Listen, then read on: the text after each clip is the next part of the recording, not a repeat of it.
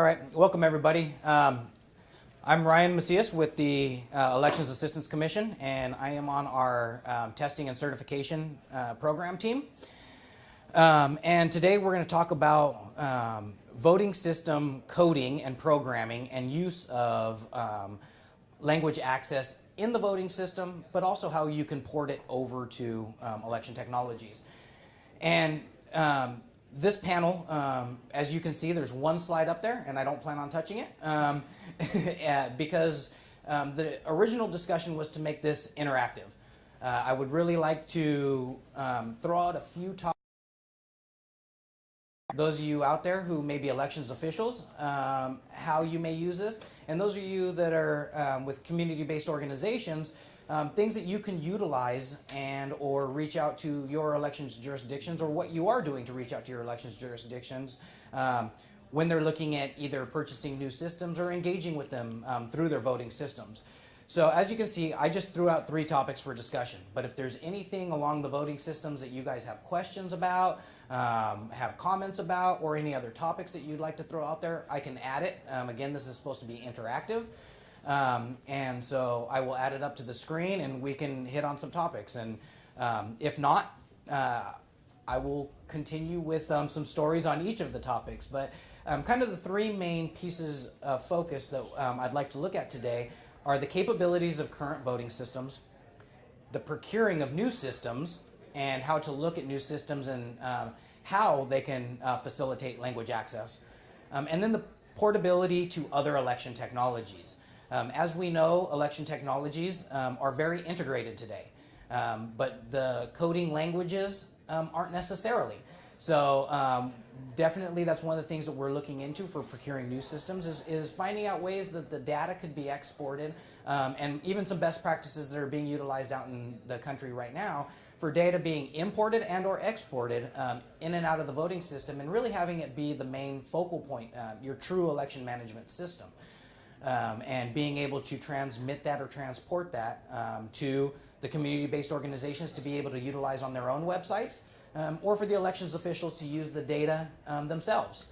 And so those are kind of the topics that I'm throwing out for discussion. But again, I plan on this being interactive and questions and comments coming back, and anything that you guys can share with me. But to kick it off, I do want to talk about the capabilities of current systems and how we got there. So just quickly, going back to the Voluntary Voting System Guidelines of 2005. Voluntary Voting System Guidelines of 2005 require the capability of language access. And so when we started testing at the EAC, I wasn't at the EAC back in 2007, but I was in the voting systems community and testing and certification.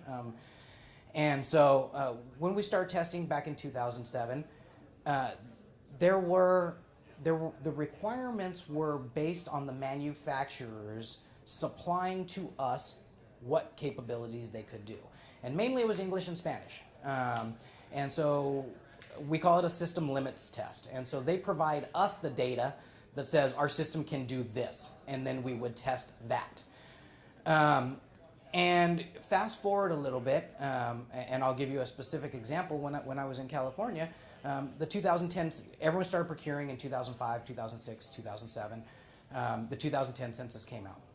Many jurisdictions owned their equipment already. Didn't look to the future of what may hit them with the next census. And so a specific example was a jurisdiction in my state that had to add Chinese to their ballot. And their old voting system previously had the capability, but their new system did not. And so they weren't sure what they were going to do. And so they worked with us at the Secretary of State's office, and the voting system itself said, our system can handle it. It's just a font set. So we will add the font set and we'll be able to move forward. No testing, no certification needed. It's as simple as adding a font set. The Secretary of State at the time said, no, that's a modification to your system, particularly jumping to a pictographic or an ideographic language. The way that coding is done on those systems is a lot different. than a Western European font. So fast forward into testing, and we were a couple months before the election, and the jurisdiction as well was saying, we need this, hurry up and get it tested and certified. What we found out was by adding the ideographic language, the way that the coding was done, and not to get down into the technicalities of it, but the addition of the dual bytes to make a ideograph font was in the source code to be end of text. So anytime you hit a character that added up to that number, the ballot stopped printing. And so you had a blank ballot from that point forward. So fast forward to capabilities of current systems. Around the same time, the EAC put out what we call a request for interpretation on what capabilities the systems must have. Must they meet all languages in the VRA? Is it going to maintain being a system limits type testing? Or is it, how are we going to handle that? And the requirement came out that the standards and the test assertions were updated to require that every voting system be able to be tested for 3 different languages.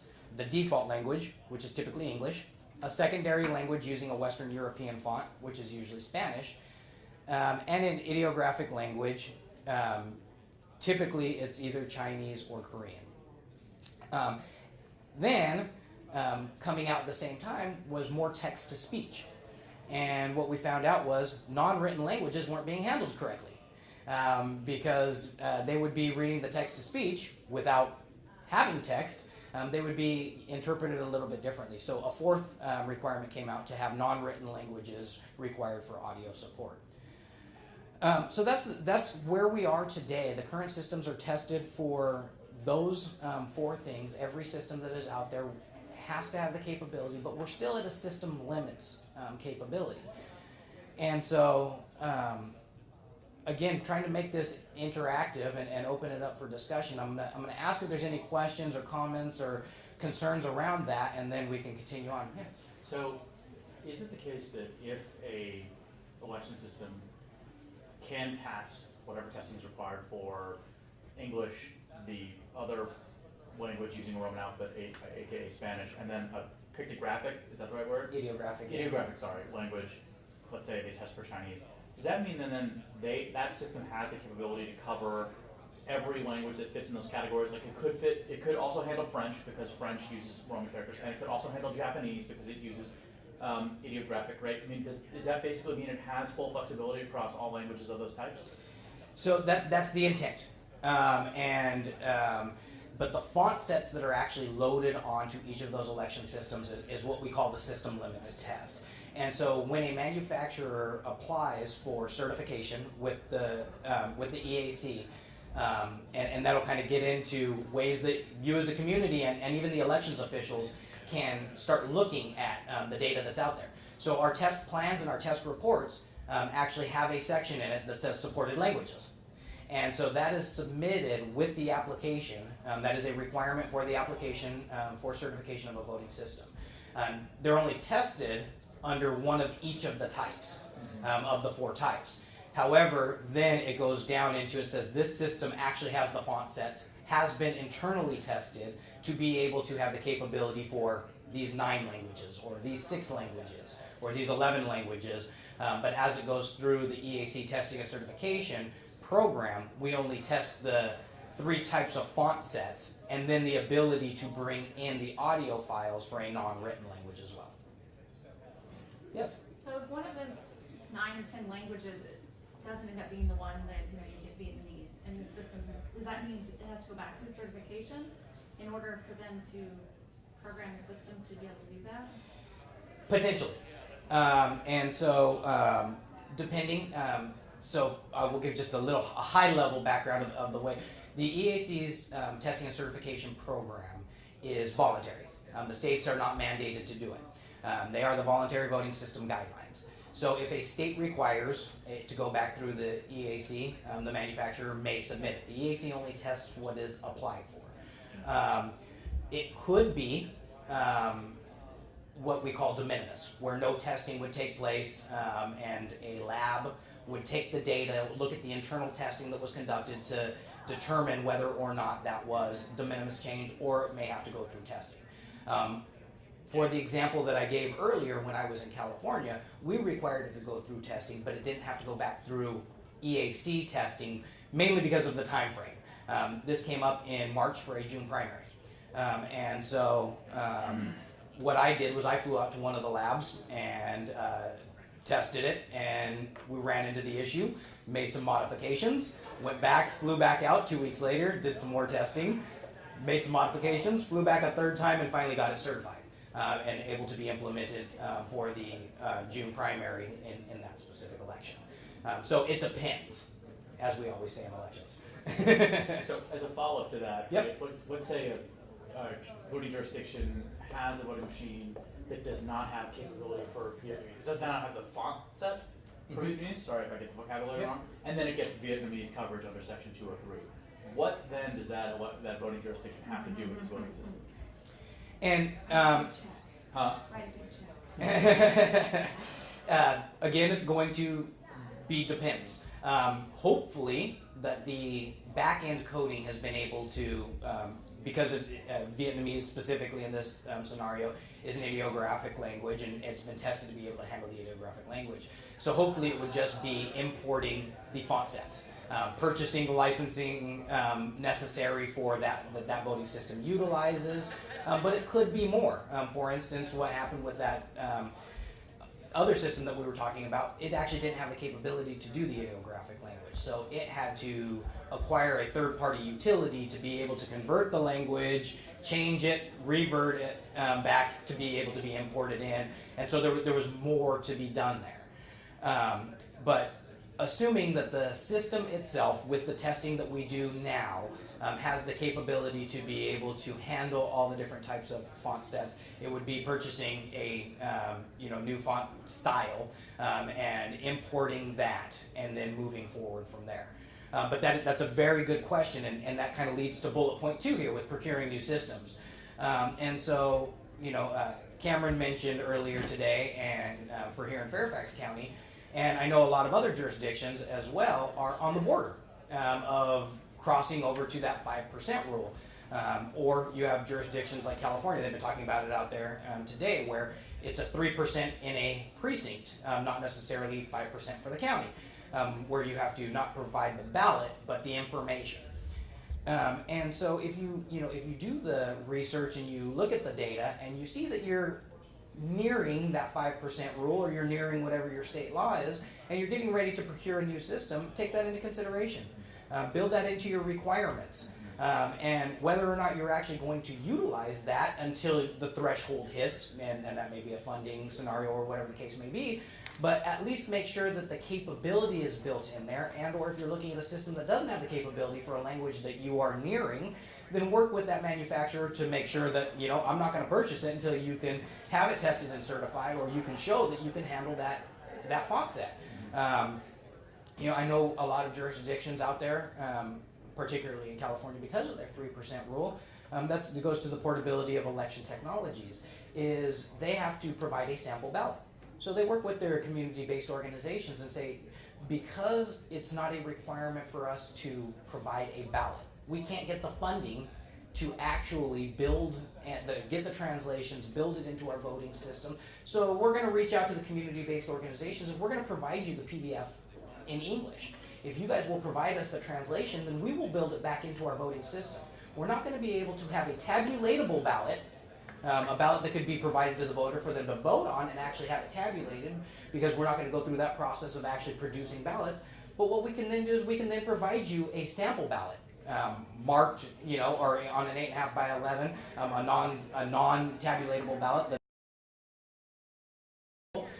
for you to give out to your organizations, or to your groups, your language groups, for you to be able to assist us. And then we can have that at the polling locations. And then it also provides a consistency, because then those translations right now, if you're only having the poll workers translate off of the English, if you do have enough election workers or poll workers in the polling place to be able to assist the voters, but it's not already translated, then what we were talking about earlier today was the different dialects or the different terminology.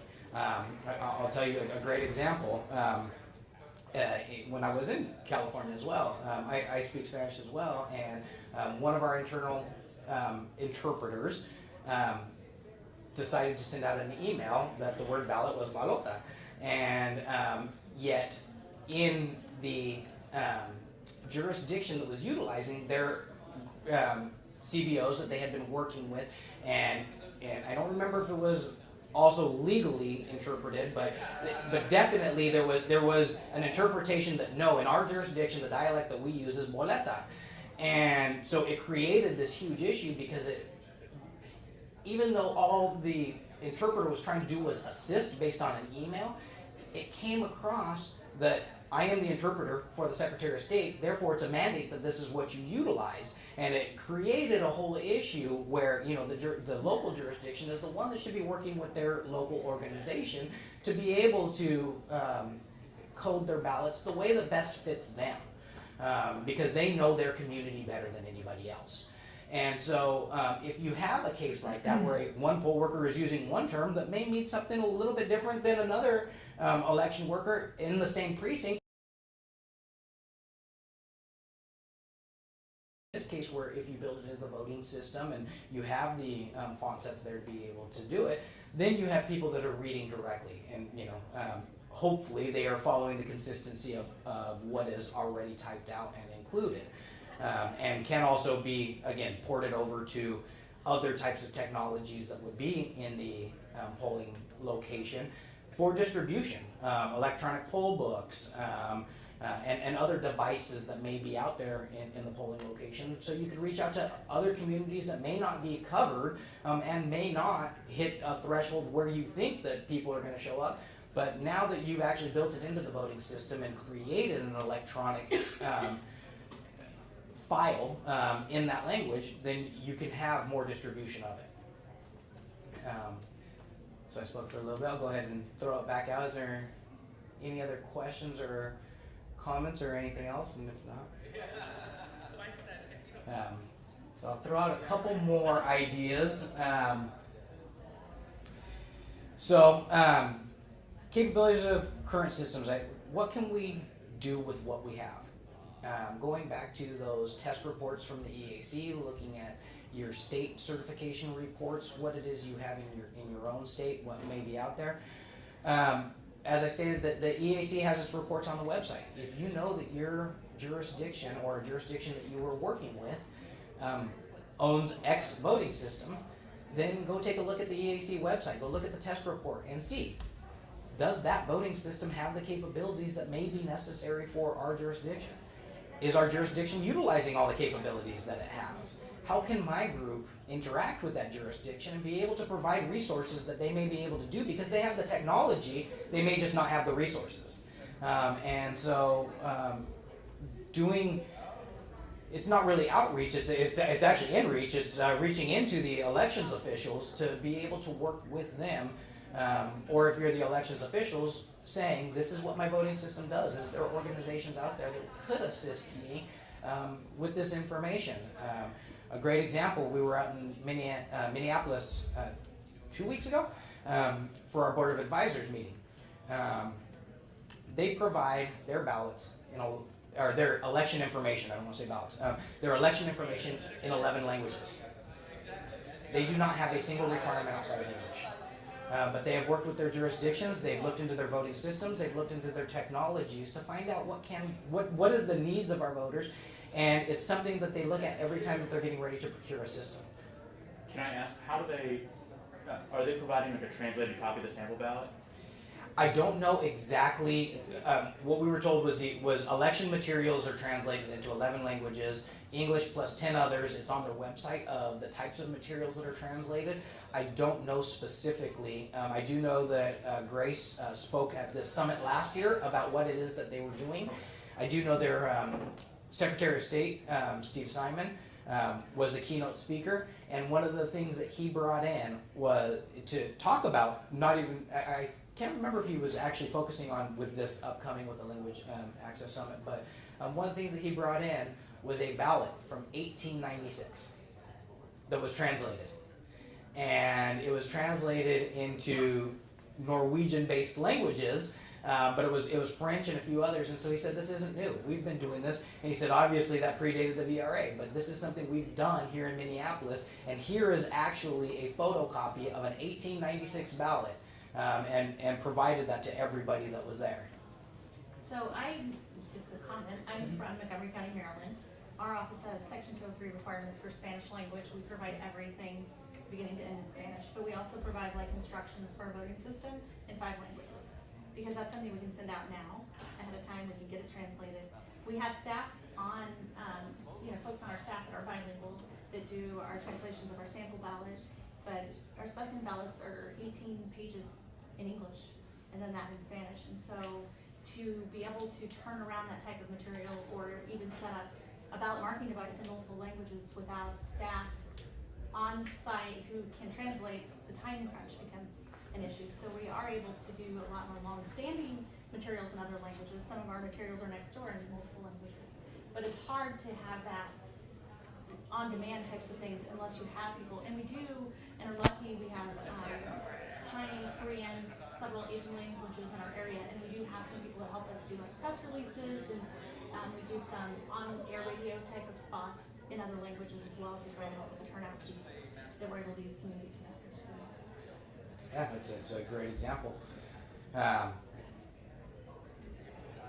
other questions? So, how can a new system provide additional assistance? Again, that similarly, and this one's under Procuring New Systems, but it's also where we're going. The EAC right now is in a mode of change right now for voting system standards. What I was mentioning earlier was the capability of current systems.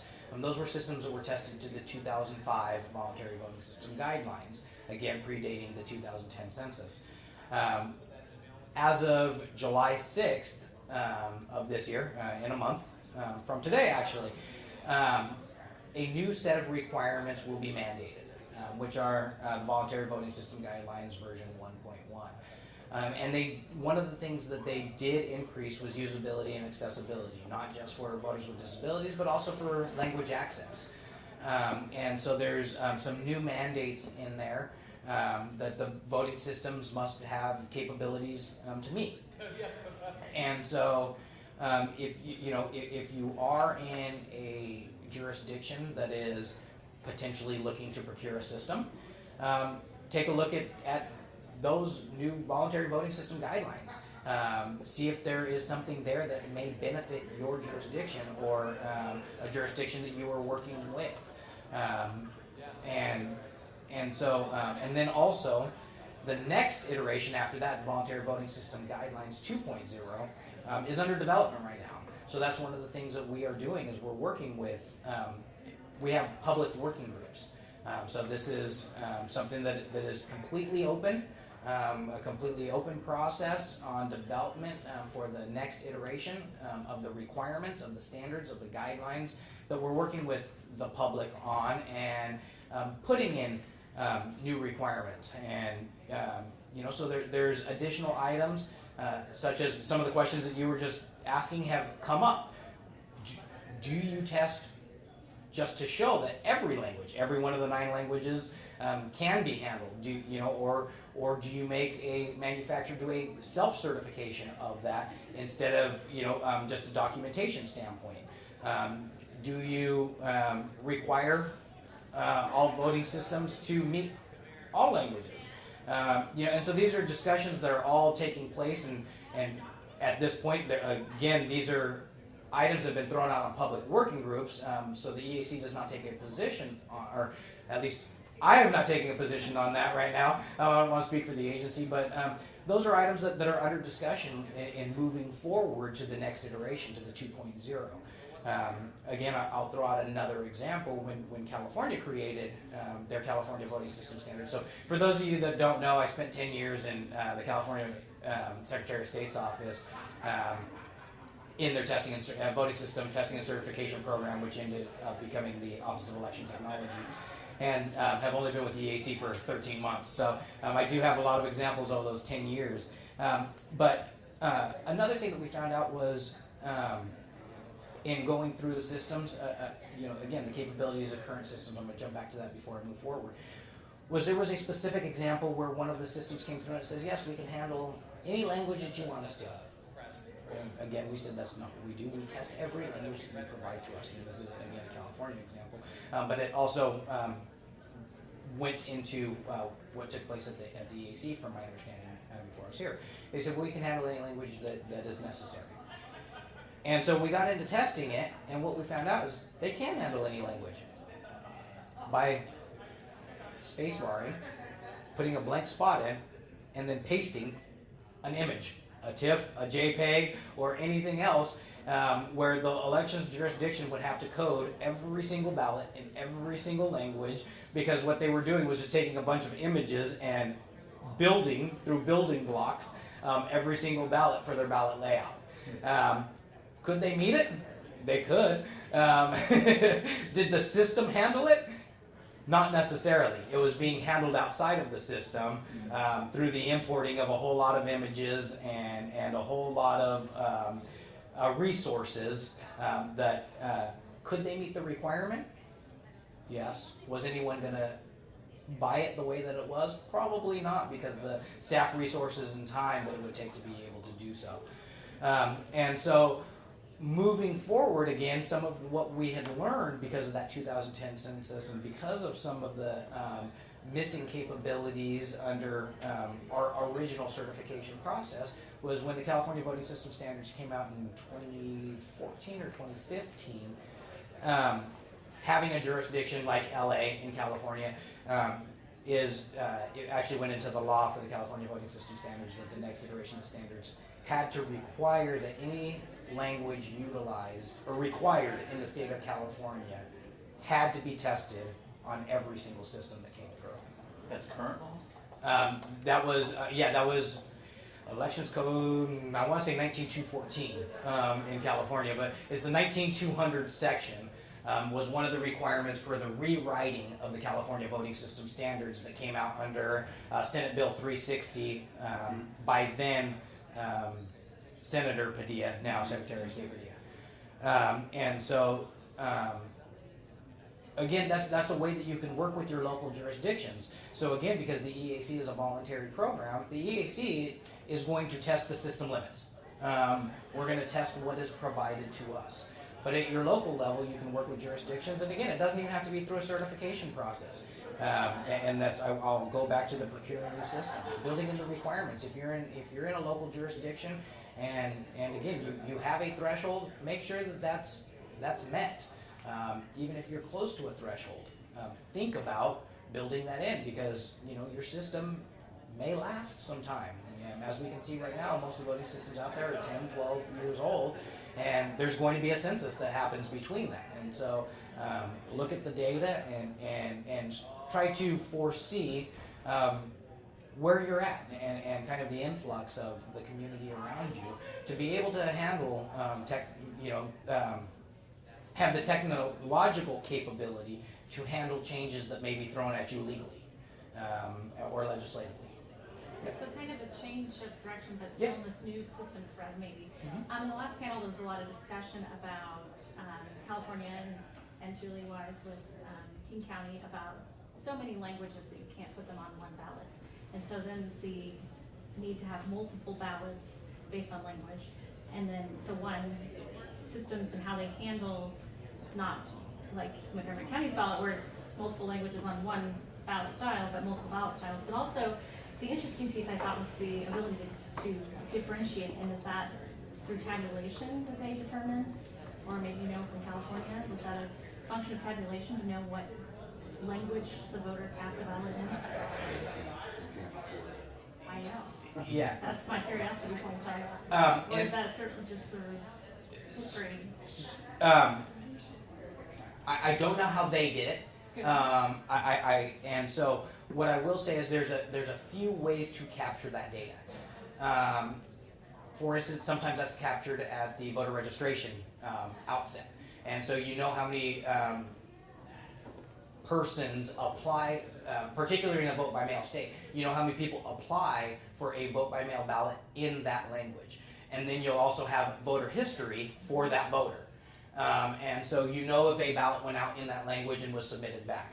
Another way is through, if you were not recording for jurisdictions that have to do multiple languages, you're right, then you start running out of real estate on the ballot. And not only that, but there's a lot of times there's a voter confusion perspective. If you have 5 languages, every candidate or every proposition in every one of the 5 languages, then being able to find where your language is and then being able to find where it associates with that voting oval, and I'm using oval just in a generic sense because we know that there's other shapes, but associating that to that specific contest creates confusion. So many jurisdictions just use bilingual ballots. And so what you know is how many, and when you code that way, it's going to be by ballot style. So you know how many of that ballot style were submitted. Does that necessarily directly correlate? No, because many times if you run out of an English ballot, because that's the first one that you're going to be giving out, because it's in bilingual, you may start giving an English Spanish or an English Chinese or an English, whatever other languages that you have to all voters. But what you're going to know is how many of a single style was submitted that can give you some data.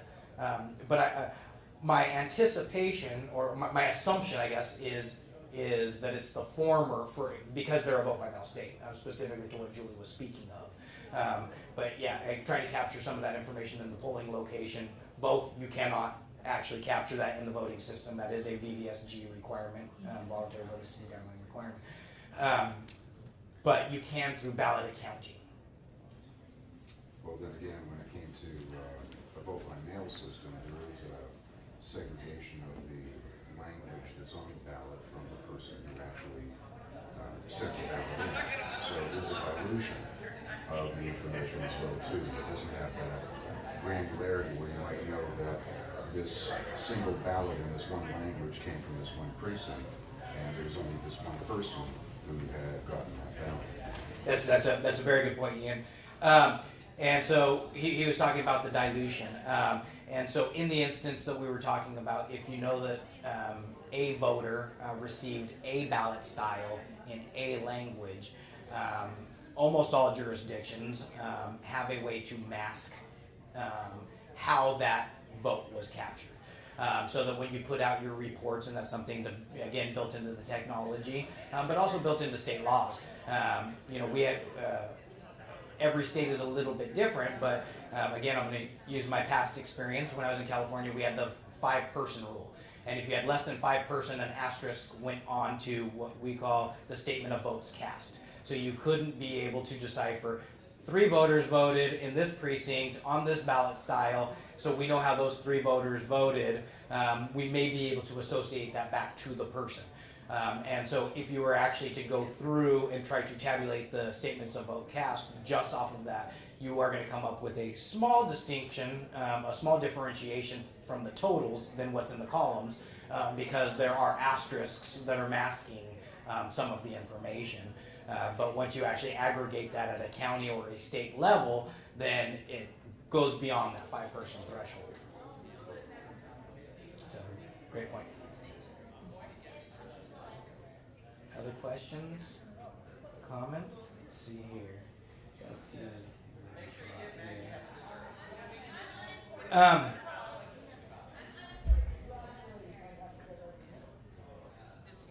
So I'm going to go back to sample ballots, because one thing that we're starting to see a lot more right now with technologies are what are called interactive sample ballots, where you can email a sample ballot, where you can mark your sample ballot on your phone, where you can mark your sample ballot from home.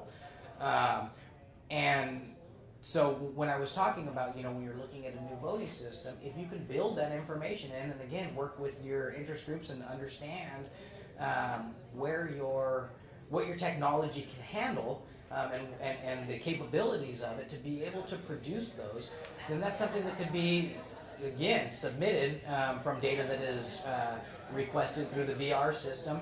And again, not necessarily that you are going to be providing the actual ballot as required by the VRA, but you could provide this digital sample of it, so that at least the voter can read in their language, under a language that you may not be covering, to be able to provide that assistance.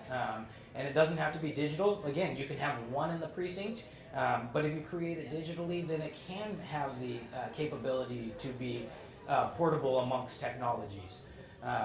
Another thing that the EAC is working on, specifically with this next iteration of standards, is the interoperability amongst systems.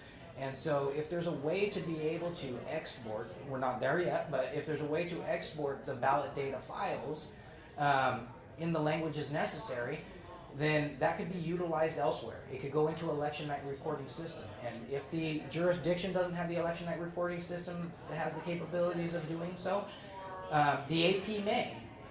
Your local community-based organizations that are working in that language, they may have the capability to display that information, and you're already providing it in that language so that it doesn't have to be retranslated. And that's another thing, going back to the sample ballot capabilities, is if the sample ballot data can be exported, then they can begin building their own reporting system. And it's something that you can work with them on to be able to provide that assistance in the language necessary. And so, again, moving into the interoperability of systems, that is something that hopefully we will get to one day, where the ballot definition files could be exported in those language. It could be imported into electronic poll books at the vote center, at the polling location. So that even if it's not built into the voting system and able to be tabulated, you can still provide the assistance. Again, I hit on earlier the consistency, being able to be read based on the approved language. That the jurisdictions have translations that they considered the approved translations, and for consistency amongst poll workers and consistency amongst voters as well. If you are translating these sample ballots and creating these sample ballots, then it's in the language that you are putting out and that you are providing, and it's not based on the individual that the voter may run into, or the individual that. Even if it's your own family member, they may be utilizing the terminology that they think is best, and it may be best. But if you have the bilingual sample ballot, then you give them the translation that the jurisdiction and your community organizations have come up with. But then that individual could also assist, or that voter may not need assistance because of those translations. Let's see here.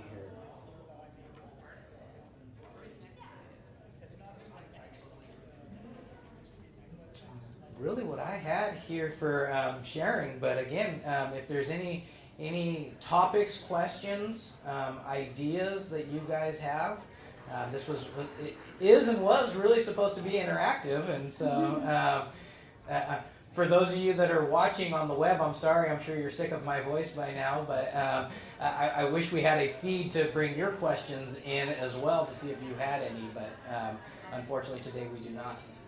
Yeah. Are there any languages outside of non-written languages that fall outside of the three buckets you were mentioning earlier? Sort of English, Roman characters, and ideographic characters?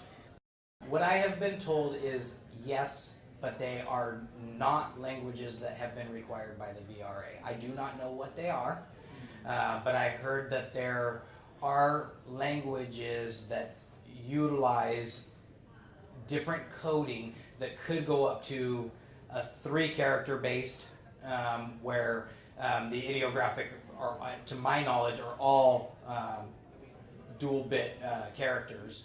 And nothing beyond that. So I believe they're Cyrillic languages, but I don't know that for sure. I have no data on it. I have been told that that there may be additional testing that may be required for jurisdictions, and again, putting my old hat back on, when I was in California, it was something that was told to me when I was in California for some of the jurisdictions that were providing additional assistance in some of the Russian languages and such, that it be something that they look out for to make sure. For instance, the one issue that we ran into with the ideographic language, what they did was change their coding standard for end of text to be a higher number. Well, if it's not above what some of those Cyrillic languages run into, then they might run into that again. And there may be other coding, numeric coding in the background that could have issues if you went beyond that. But it's nothing that we have tested to, and from my understanding, is required by the BRA. Yep. Anything on the horizon with the next VVSGs for the intersection of language requirements with accessibility requirements? That's always a challenge, trying to provide. Be disabled, you also have limited English proficiency. Can you go further into your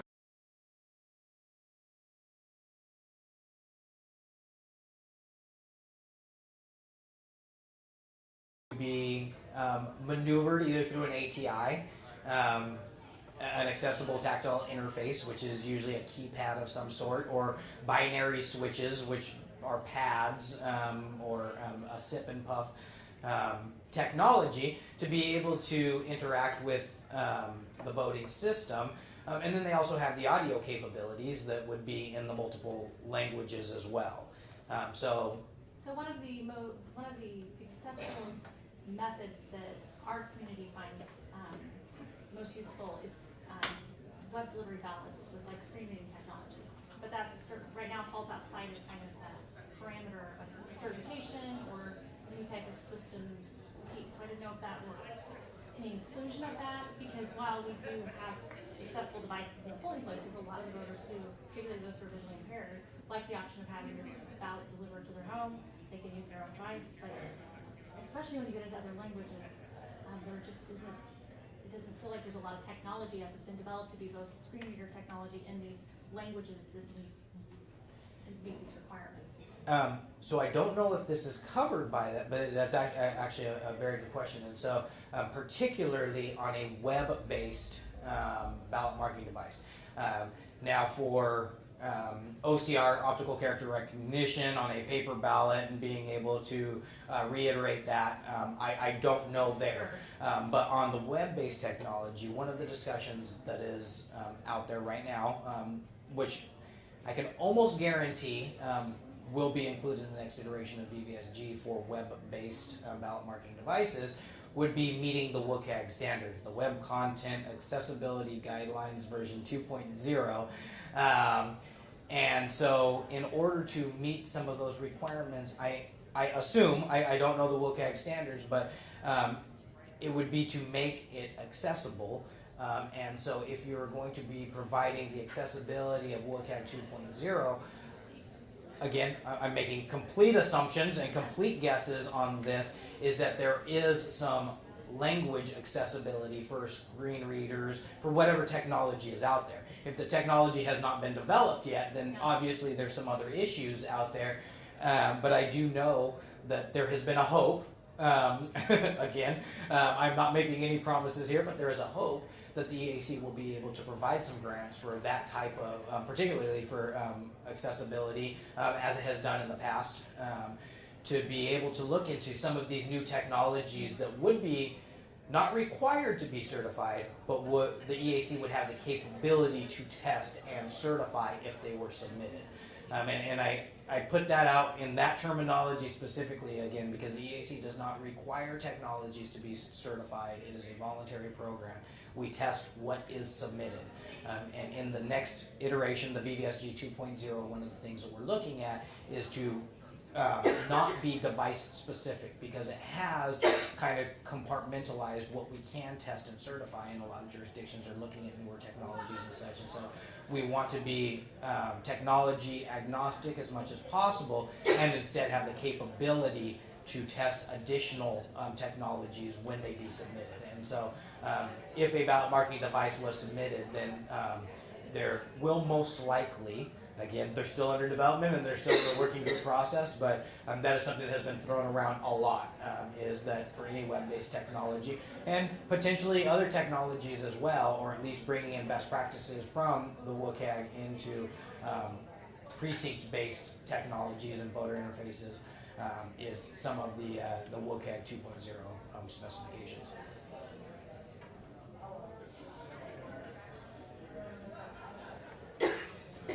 Great question, too.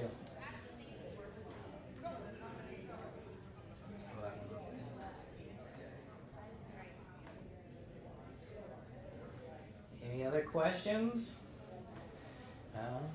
What time are we? Right about now? Yep.